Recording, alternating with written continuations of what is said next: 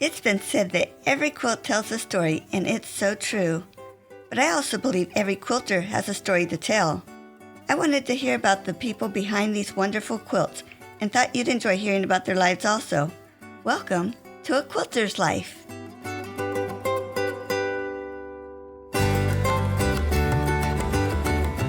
I have been following Debi Montgomery on her Mystery Quilts Anonymous Facebook group for a while now and love her mystery quilts. I want to read something that one of her other followers wrote to her as it tells how wonderful Debi is. They wrote, "You spend time encouraging over 10,000 quilters to know that they can accomplish what they set out to do. I am proud to say that I joined this group when there were less than 1,000 members and have watched you grow on this journey, as well as learn many tips and make quilts that I never would have thought I could. You are a generous, kind-hearted, and wonderful woman, and I'm privileged to call you my friend."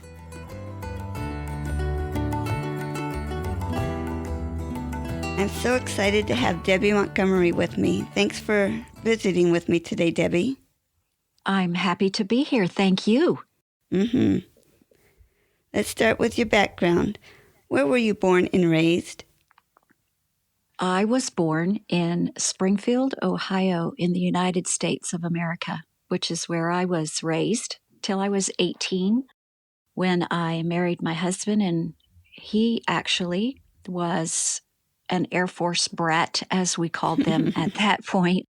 He'd been moving around every 4 years, of course, with his father in the military. So I moved from Ohio to Texas. I'd never been out of Ohio before. Anyway, we moved to Texas and then proceeded to move all over the United States. And then he decided that we were not exactly where we were supposed to be. So we actually changed our life goals. And my husband became a pastor, and we became missionaries. And we came to New Zealand in 1992, a very long time ago. Just started serving the Lord here, and the church grew, and that's kind of, you know how they say the rest is history? We're still here. We're still in the same church, still a growing, vibrant church. And I started quilting about 2010, started designing shortly thereafter. I was testing for other people, and then I thought, you know what, I can do this. And everything seemed to be so normal. Nothing fell outside the box for me. So I thought, I'm going to design something that falls outside the box. So that's where it all started for me and my quilting history. But as far as my personal history, I love New Zealand. I love where I live, which is Rotorua, New Zealand. Neat. Let's jump back. We're going to hit some of these points. Okay. Back to when you were growing up in Ohio, do you have a special childhood memory? My dad is my hero. He has since gone to heaven, but I remember all of my life how he encouraged me. He was a high school dropout, and it was always his goal for all of us. I have 2 sisters and a brother, but it was always his goal for all of us to go to university and do something with ourselves. I just remember his constant encouragement to just fly and do whatever I wanted to do, but do it well. Nice. Sounds like a wonderful man. He is. He was. He passed away in August of last year. Oh, wow. So that's pretty recent. Yes. I miss him. Yeah. I enjoyed school. Home ec was my first experience with sewing, and I found I didn't like sewing garments so much, but I certainly love sewing and quilting. I'm curious, what mission board are you with? We are not with a mission board now. However, when we came in 1992, we were with Grace Independent Baptist Missions, which has since merged with Baptist World Missions. Okay. And we are no longer missionaries. The church that we were missionaries in actually voted to take us on as a full-time pastor. So we left the mission board and became full-time pastor. Wonderful. That's the end goal, really, is to get a baby church on its feet and able to support their own pastor. Mm-hmm. So they just ask us if we would be that pastor. We love it here. We love serving with these people. So after praying about it, we said yes. Cool. Do you have children? We do. We have 3 children. We have 2 daughters on each end. One's the oldest and one's the youngest. And we have a son in the middle. Our oldest daughter lives in Arizona. She's a security guard for an Air Force base in Arizona. And our son is actually in the military in the United States Air Force. Just got home from deployment. Thank you, Lord. Mm-hmm. And our youngest daughter actually lives here with us. So that's nice. We have 11 grandkids. Our oldest daughter has 6 children. Our son has 2.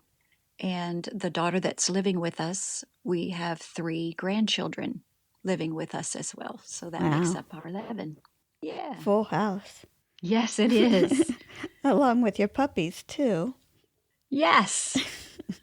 I love my puppies. So have all your puppies been sold, the pups you just had? Yes, they've all been sold. They're all with really good homes. We actually got to babysit one of them last weekend. They're 4 months old now, and to see how much they've grown is so much fun. I miss them, but we have like a little mini farm here. We've got 2 pigs and 2 goats and several ducks and several chickens and dogs and cats. So I miss them, but there's always something to keep me distracted. Yeah. We've talked about employment a little bit as a missionary and as a quilt designer. Did you have other employment? Yeah, when we were newly married, I was trying to put my husband through university. So I had all of those jobs when you're very newly married that weren't really career type jobs. They were just pay the bills and get him through college type jobs. I didn't have a career except for teaching. I taught in a private school, but only because my kids went there and I could control the situation, I guess. But other than that, we chose for me to be a stay-at-home mom. And looking back on it now, I wouldn't change it for the world. Mm-hmm. I love what I did. And as far as employment now, I am a designer and it is quote unquote my job, but giving is a gift for me. So I love to give. So everything I do basically gets given away. The book that I just wrote is actually the first thing I've ever asked for money. Mm-hmm. It's a new experience for me. We never chose a career. Our mantra's always been family first. So we chose for me to stay at home. That's great. Thinking about arriving in New Zealand, had you visited the country before you went there, or was it all brand new to you? I had never visited before. My husband had, you can imagine, from Vermont, which is where we were living at that point, to New Zealand, which is completely the other side of the world, was a quite expensive endeavor. So we could only really afford for him to go because we had 3 kids. So he came over and he said, "This is where we're supposed to be. So pack your bags and come on." And I'm like, it doesn't work that way, sweetheart. You have to come home. But I guess I just depended on him loving where we would be and knowing that it was the right thing. to have security in that. And when I got off the plane the first time in 1992, I had no idea what to expect. We drive on the other side of the road. We use different currency. And New Zealand speaks English, but it's not American English. It's not even Canadian English. It's more British English. It's more an English all its own. It was a learning curve, but we got there. I don't think I would change for the world now. I love, love, love where we live. Yeah. I'm not real familiar with New Zealand. Do you have snow at all, or is it a warmer climate? New Zealand, if you know where Australia is, New Zealand is a group of islands 1,200 miles southeast of Australia. If you pick up New Zealand and you set it on a map of North America, the north tip of New Zealand sits in Canada, but the south tip of New Zealand sits in Mexico. Really? Yes.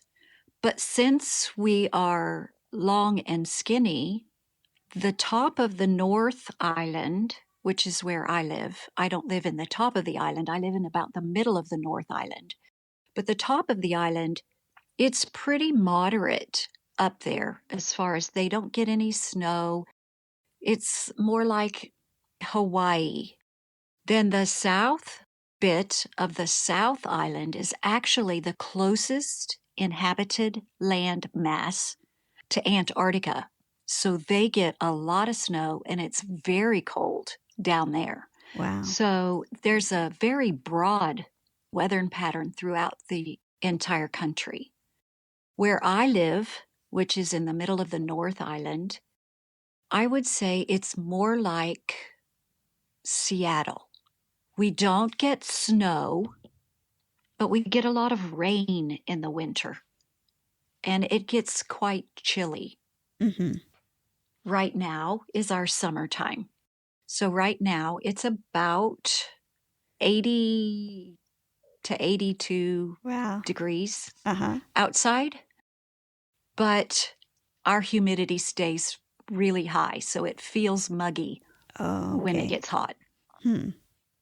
Our seasons are reversed because we are south of the equator from that in, say, the UK or North America. My next question is, besides quilting, what other crafts do you do or have you done? When I saw that question on your list, I'm like, oh, where do I start? It takes any hobby or any passion a while to expose itself. I actually decided a while back that I enjoyed scrapbooking. So I made scrapbooks for all of my kids and all of my grandkids. And then I was stuck. What do I do now? I can still scrapbook. I still have the paper and stuff like that. So I could still make scrapbooks, but I didn't like it so much. One other passion that I do have is designing and making teddy bears. I love to do that. There's one teddy bear pattern on our Mystery Quilts Anonymous Facebook group page because somebody saw my patterns in something. I had taken a picture of a quilt with a teddy bear or something. So I put the pattern on there for them to sew up, and several of them made it, but that's another passion. I probably have 50 to 100 designed by me, teddy bears, each one of them different. That's a lot of fun. I enjoy that, but the quilting has definitely been that one thing that is just a long time passion now. You just can't get enough of it. I enjoy that. It's my happy place to sit in my sewing room. Oh, neat. Are there any other hobbies like gardening or exercise or other things? I wish I could say that exercise was a hobby, but it isn't. I do not like to exercise. Actually, I love the looks of my garden and I love the thought of a garden, but it seems that as soon as I get it planted, I forget about it and forget to water it, so I kill everything. So, gardening is not a passion. Another hobby, I guess. I love to sit and play with geometric shapes and put them together to try to make something, I guess. Maybe that's more like puzzle making. I don't know. I enjoy building puzzles. Other than that, I guess church is a hobby, if that could be called a hobby. I love going to church. Yeah, maybe I should add to that hobbies or activities. Oh, yeah, there we go. That is an activity. Church is an activity. You're Yeah. right.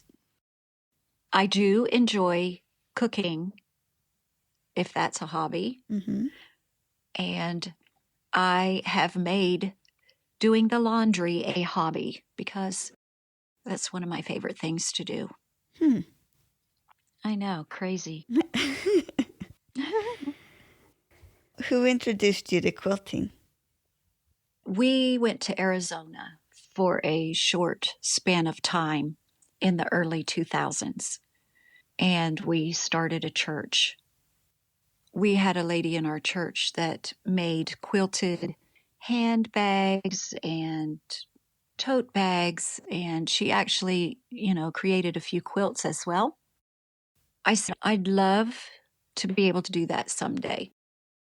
And she looked at me in the face and she said, don't ever start. Oh, no. And I'm like, why? And she said, because once you start, you will never put it down. You will fall in love with quilting and you will never stop. She was right. I did pick it up though, but I haven't put it down yet. And that was probably almost 20 years ago. Yeah. She helped heaps with color because being in Arizona, she created a lot of Southwest type quilts, putting the turquoises and rusts and stuff like that together. So she really wasn't afraid of color. Mm-hmm. So if she instilled anything in me, it was don't be afraid of color. Make it do what you want it to do. Describe your favorite quilt, a quilt pattern or a quilt that you have made. I actually have a favorite physical quilt. It was made for me, and it was just a panel of the double wedding ring pattern, but a church in the United States had a quilting prayer group, I guess, Mm-hmm. and they hand quilted around the wedding rings, and then they presented it to my husband and I in 1992 when we left the United States to come to New Zealand. So that one has a very sentimental value Mm-hmm. as far as being my favorite quilt. My favorite pattern, I think the new one is always my favorite. Yeah. As far as what I've done recently on the group page, we did a pattern called Party Poppers. It is my pattern. It was our New Year's Day pattern. We created a quilt in a day. But seeing all the different colors and the way that the pattern popped with the different colors, wow, that has become my inspiration for so many more things. And I actually love curves. So I also created a pattern called Vis-a-Vis, which I really like because it's full of curves. Mm-hmm. I guess there are different reasons why I like different quilts. My husband's favorite is Jack in the Box, and I'm actually currently working on one right now that one of the ladies in our group needed a quilt for a special occasion, so she and I worked together to create one. I had the basic pattern down, and we just tweaked it a little bit together, putting in some curves and stuff like that. And I love it a lot. I did it in dark colors, though, but that may be why I like it, because it's a little dark and something that I've never done before. So that's a future mystery to be watching for. Oh, fun. You mentioned the dark Yeah. palette. Do you tend to like a certain color over another, or does it just depend on the quilt? My favorite color is pink, but you know what? I don't like it in a quilt Interesting. unless it's like a complementary color. I don't like it as like the main focus fabric, and I don't know why. Because it's my favorite color. Why wouldn't I like it? I tend to like purple in a quilt, and I love like purple and green, or purple and brown, or blue and brown together. Mm-hmm. As far as a specific palette, I find myself going with black and white and a pop color a lot. But I don't know why. Yeah. Because black and white is so monochrome and so boring. I don't know about boring because it could be striking. You're right, it can. Depending on that pop color, it can just, like using yellow or red as a pop color, can really, really bring out the contrast between the dark and the light. Mm-hmm. I make a lot of quilts with brown as the dark in them. The one I'm currently working on uses a dark chocolate brown and black. So the dark chocolate brown is the light color, believe it or not. It's not even black, it's more like a dark charcoal as the dark. And then I'm using a pink. Yes, I used pink. But the pink has these really soft flowers, and the leaves are brown and that charcoal gray. It really makes those two colors pop. And it's not a bright pink, it's more a muted pink. And I love it. So you may see darker colors coming out of me. That makes me sound like I have a dark personality, No. but I don't. I have to work at using brighter colors myself. I enjoy bright colors, but it is one thing that I don't use a lot of. But in saying that, my granddaughter, she's a young teen, she actually has a Facebook group called Mystery Quilts Anonymous Junior. Oh, neat.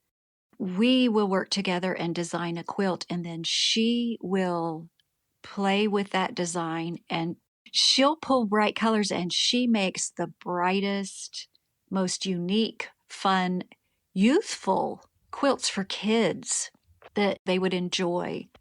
It's fun watching her use those bright colors. Tell me about your favorite tool that you use. My sewing machine, but that's probably one of everybody's favorite tools. My favorite rotary cutter is the Olfa Straight 60 millimeter. And I say that because I don't have a lot of options here in New Zealand. I have a friend in Vermont in the United States who has introduced me to a different brand. And she says it weighs more than the Olfa, and that's why she likes it. So I'm actually going to invest in one of those and see how I like it, but I just have to wait for it to get here. I do enjoy the bigger blade because I feel like I don't spend as much time at my cutting table. As far as my favorite ruler, it is an Olfa.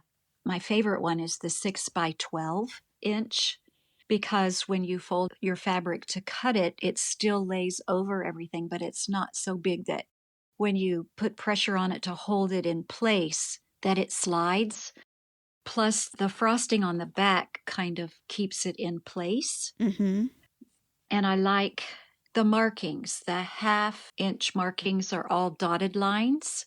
And the solid inch markings are a straight line. Mm-hmm. And then it has, of course, your little hash marks in between for your 1/8 and 1/4 inches. I have tried several different mats. I have tried Ginger and Fiskars and, of course, Olfa. Of those three, my favorite is Olfa, with my second favorite being the Ginger. The Ginger brand is double-sided in that it has measurements on both sides, and it's a different color on each side. And I like it because the markings are on both sides. So if one side wears out, I can flip it over and start again. The Olfa, I like the texture and the feel of it, but it doesn't have markings on both sides. My favorite iron in New Zealand is a Braun, Braun, Textile 7. I don't know that North America has that brand. I like it because it's heavy.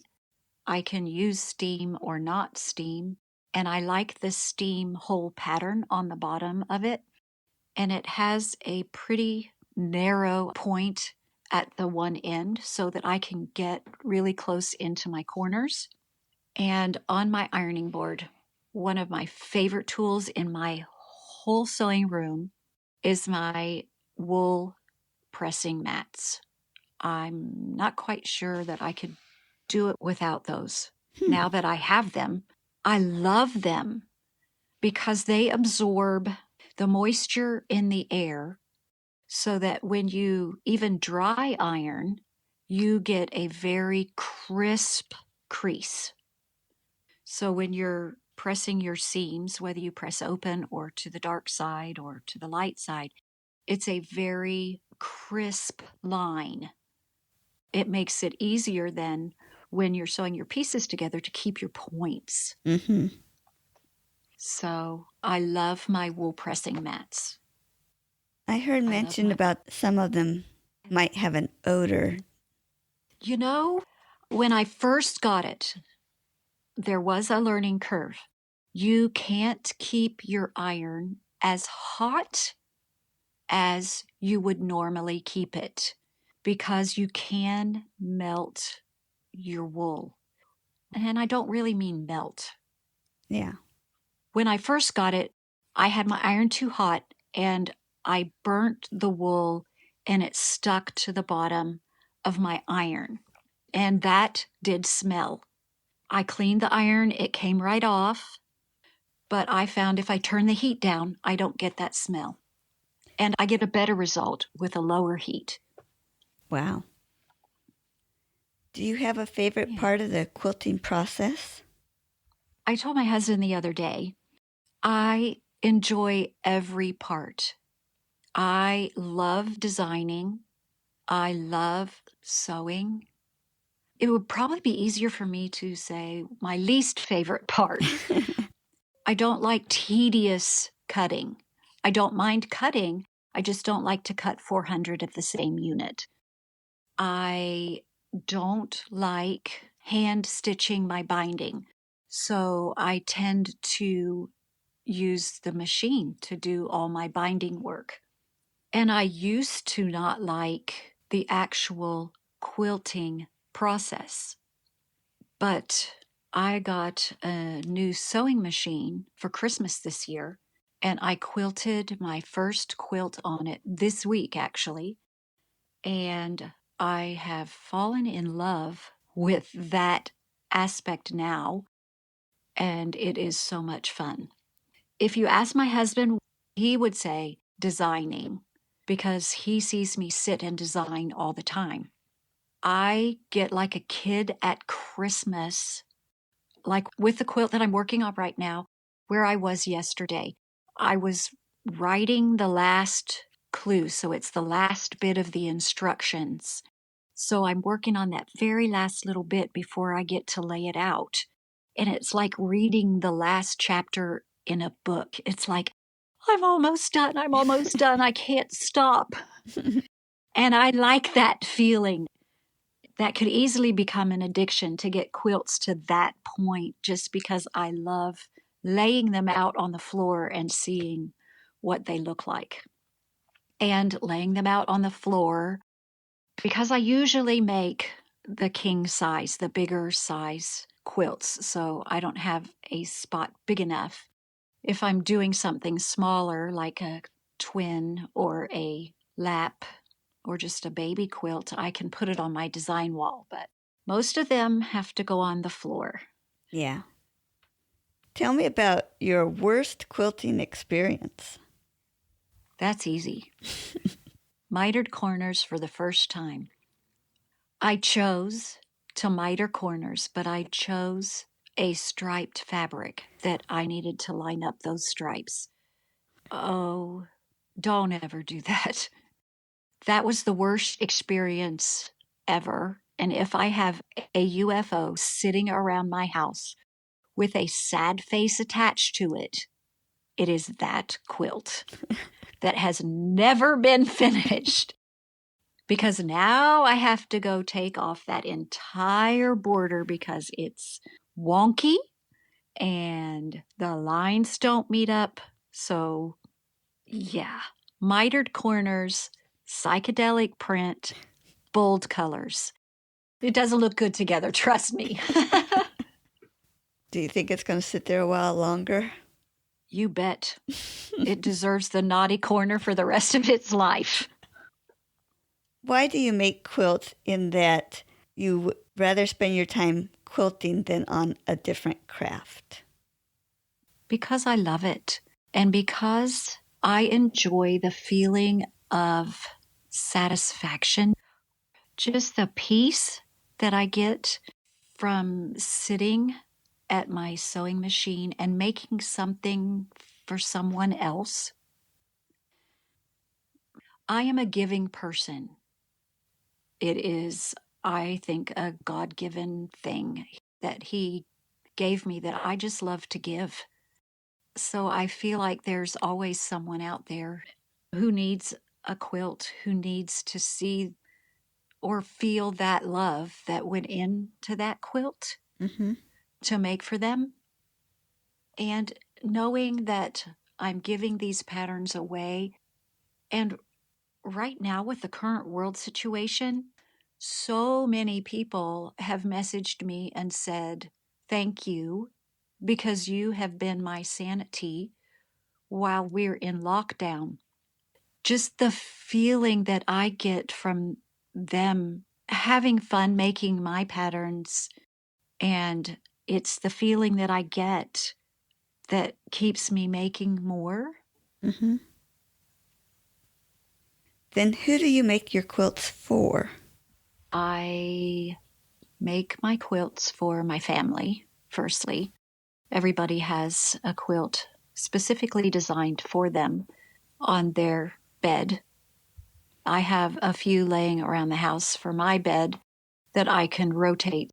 Then after that, I make baby quilts for the new babies at church, and all the quilts that I make in the Facebook group, some of them are sitting in a UFO pile waiting to be quilted, but most of them will be donated to a local, I don't know what you call it, but it's for women who are in a violent situation at home, like domestic abuse, and their children can go to this refuge, I guess.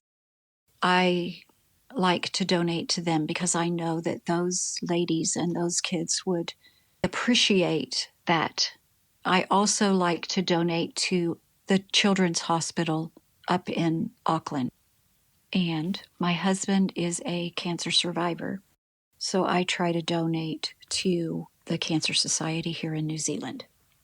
Wow. That must have been really Other hard than going that, through that with him. It was. A lot of people think about the cancer patient. It was really hard on him. It really was. Just watching him go through all that. I had no idea what he was going through because I've never been through it. But watching him go through it, I know how hard it was on his body.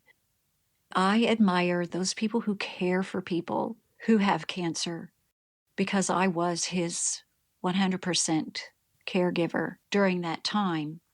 And it's a 24-hour-a-day job. And I did it because I love him and because, for better or for worse, in sickness and in health, it was just one of those times we went through, we grew through. But it gave me a better appreciation for caregivers out there. This is their job to care for people who are really sick like that because it's not easy. It breaks your heart. It breaks your body. I just appreciate them. Mm-hmm. My next question is, what are you working on now? Yes, the one I'm working on now is actually for a friend. I still have to put it together, but I'm finished with all the clues. Can you tell me a quilting tip? A lot of people ask me how I get my points and how I rarely lose a point when I'm doing triangles or something like that. Firstly, I am always very cautious to make sure that at the top of the point I have my 1/4 inch seam allowance, but a lot of times I sew 2 quilt squares together. You always seem to put them through the machine in the same way.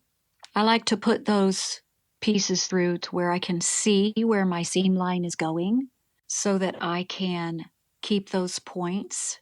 I may lose a little bit of my seam allowance, but I like to keep the point. Well, describe how you went from having quilting just as your hobby to having it as a business. I started the Facebook page. It was actually on July 4th, 2018. And the way that came about was I really am a mystery quilt addict. So a mystery quilt is where you are given a palette to work with, dark fabrics, medium fabrics, and light fabrics in hue, and then you can use any color you want, or whether you're given specific colors to put there, you actually don't know. It's kind of like reading a mystery. You don't know how it ends until you actually get that last clue. So your fabric requirements are given, and then you follow the clues to solve the mystery. And I was addicted to these kind of patterns. I couldn't get enough of them. I don't know what I enjoyed about it, but I loved it. I couldn't get enough of it. I kept searching the internet and searching the internet. I couldn't find anyone who did them on a regular basis. Bonnie Hunter does one a year. At that point, Debbie Caffrey was doing a couple a year, but I could go through those in a matter of a few weeks and be done. So what did I do for the rest of the year? So I decided I'm going to try my hand at designing and writing my own mystery quilts. So I did that for a while, and actually the Quilters Club of America at that point, that was probably around, I'm going to say 2010 or so, the Quilters Club of America had a website, and they allowed me to put my patterns on their blog page as their mystery to promote their website. And neither one of us made any money off it. So I'm like, I like this. I can do this. But they changed hands and became the quilting company. When they changed, I approached the quilting company then and said, I was doing this for them. Would you like for me to carry on and do it for you? I did one pattern for them, and it had a huge success. They brought everything in-house. They are only an online company now, and they don't keep up that group page. They are the ones that actually spurred me to do it on my own. I'm like, there's nobody out there that does it. The quilting company doesn't have it. And I couldn't find any of the big websites or quilting companies that did mysteries. So I started the Facebook group page on July 4th. 2018 with this little tiny spur of hope that maybe one day I would have 100 quilters that might follow me. It was a big dream. I'm a little Ohio girl, okay? I didn't expect what came of it.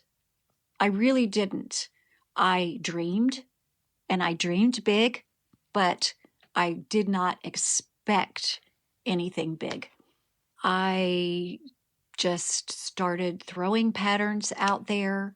We started gaining momentum. It took us 17 months and we had 5,000 followers. It took us 13 more months and we had 10,000 followers. So within 2.5 years, 30 months, we had 10,000 followers who follow my patterns. It was actually them who said, "Why don't you publish a book?" Because I give those patterns away, they wanted to somehow repay me for that giving to them. Mm-hmm. So they said, "Why don't you publish a book?" So last month I published my first book. In the first 10 days, we sold over 500 copies, and we already have book 2 in editing. And that really is the only business, I guess you could say, side of it. It was a long process Yeah. from way back then having a little tiny dream to publishing a book. It has been exciting to watch, too. It has been exciting to live. Well, way back when you first started designing a pattern and you put it out there, how did you feel when you saw it made by somebody else? You have no idea that feeling that comes from seeing someone else make what you designed. What's even better is to see them do a better job of it than you did. I love to watch them take that pattern and maybe even tweak it with a different border. We have one quilter who loves to custom quilt. So she takes the patterns and she custom quilts to even make that pattern pop even more. That sense of accomplishment is so amazing. I think this is what I was trying to explain before, why I do it. Mm-hmm. That feeling is addicting. Knowing that other people are having so much fun and they are doing such a good job gives me such a good feeling. Mm-hmm. How do you explain it? Tell us the name of the group on Facebook. The name of the group on Facebook is Mystery Quilts Anonymous. How did I come up with that? Yeah. Very easily. I was addicted. I still am addicted to mystery quilts. Okay, and I kind of played on that addiction. I played on that anonymous word because I was an addict. I wanted to create a group where people who were also addicted to mystery quilts or quilting in general could come and find a place where people were just like them, where quilters enjoyed coming, where they found camaraderie. I wanted a place where people were happy to come and spend their time and share their talent. The main thing is I really didn't want people discouraging other people. I didn't want people on there saying, well, your points don't match, or your corners don't match, or if you would have done it this way, or if you would have chosen this color. I wanted them to find complete encouragement rather than discouragement. I wanted to create a place that was happy and helpful without having rules and guidelines. Really, our only rule is be nice. Yeah. And I guess that flows from my life. I guess I hate confrontation. I'm that type of a person where I hate to be confronted Mm-hmm. and I hate to confront people. And I've also always been taught and have this like mantra that you can say what you need to say in a nice way. So let's just be nice instead of mean. And I kind of wanted that to flow through to the page. Mm-hmm. And I think we've done a pretty good job. It's a happy place. Well, it's my happy place. And a lot of people say it's their happy place too. So I think we've done a good job with 10,000 people of keeping encouraging. Now, this past New Year's when you did the quilt in one day, was that your first time to do that? No, I actually did it in 2020. We did a quilt called Picture Perfect. And that was the first time we did it. So there were a lot of growing pains with that one. There were even a lot of growing pains with 2021's called Party Poppers, which, by the way, is one of my most popular patterns. And it was quite funny because everybody's autocorrect on their computers was changing Party Poppers to Party Poopers. Oh, no. So we all laughed about that too. But I learned that Facebook Live may not be the way to record it.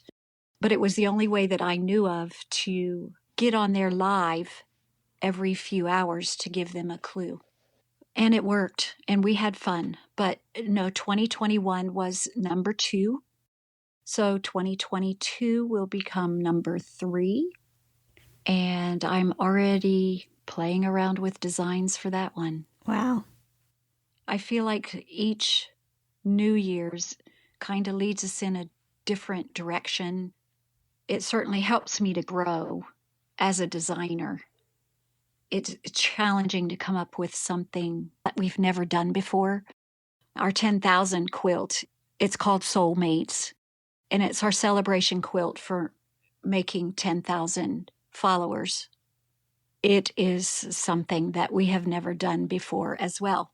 So I'm looking forward to that one. But to make each quilt look different rather than the same thing again and again Mm-hmm. is challenging, and it's making me grow. So I like that. Tell me where people can find you. I have a website, www.mysteryquiltsanonymous.com.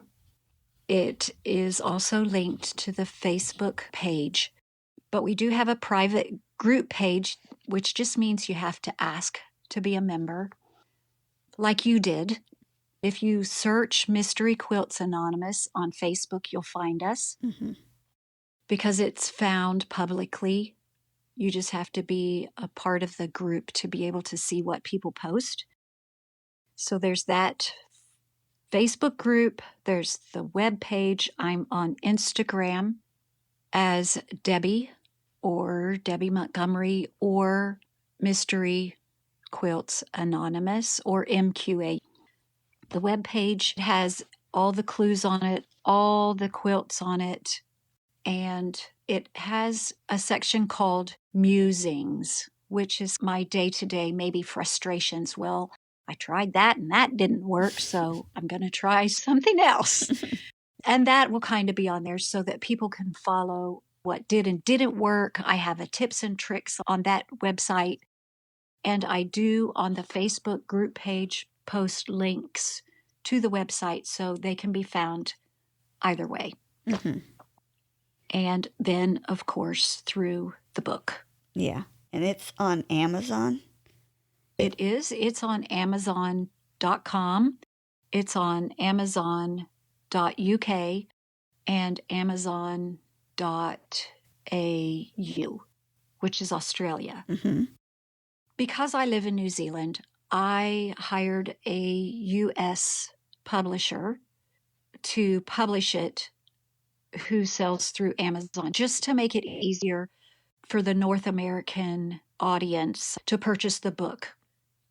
As far as the rest of the world, if they can't purchase it from Amazon, it's very easy to purchase the digital copy from me. So all they have to do is contact me, and I can send them the digital version of it, which means they get a PDF. They just have to print it themselves. So it's half the cost of what they would get it on Amazon. And book 2 will probably be published in a similar manner, but we learned a lot of things through book 1 that we're going to change in book 2. Book 1, it's called 7 Mystery Quilts, and it has 2 mysteries in it that no one has ever seen other than my testers, and 5 popular quilts from the past. Book 2 has 6 new quilts that no one has ever seen, and the 7th one will be one of my most popular quilts. So at this point, number 7 will be Party Poppers, because it has just been so popular that I will pull it off the internet and I will put it in the book. But it will be the only one that people will have seen before. Mm-hmm. The other 6 are brand new, never before seen. Is there anything else you would like to share with me? Other than thank you very much for this opportunity. I have enjoyed talking to you. Well, thank you for so having much me. for working with me on doing this interview clear from New Zealand. That's amazing that we can do this. I had heaps of fun. Well, thank you. Bye. Thank you. Bye.